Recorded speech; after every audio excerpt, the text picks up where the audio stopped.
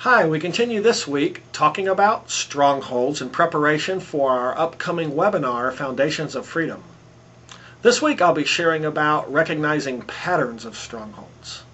So how do you know if you have a pattern of bad fruit in your life? You know when you hit the same wall over and over again, repeatedly running into the same types of circumstances and situations. Some people end up with the same overbearing authority figures in their lives again and again. Other people start to do okay financially only to have the bottom fall out again and again. I've ministered to some people who seem to get walked on again and again, betrayed repeatedly. Frank found himself in one bad business partnership after another. His partner would somehow find fault, begin to say that Frank was incompetent, and then use that as a reason to take his clients. There was really a lot of pain here for Frank. He could see where this pattern had happened all the way back to being in high school on sports teams.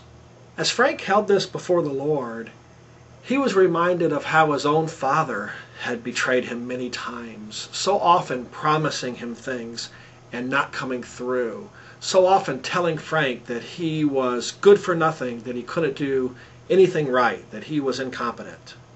To some degree, Frank had already recognized that his dad had been like this, and at some level Frank had even already forgiven his dad.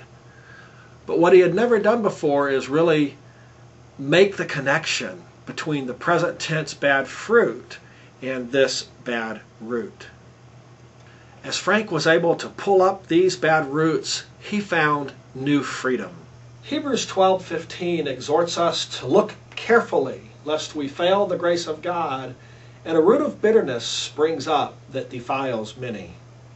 Romans 2 and verse 1 says, we are inexcusable whenever it is that we judge another man, and that in whatever way we judge another, we do the very same things.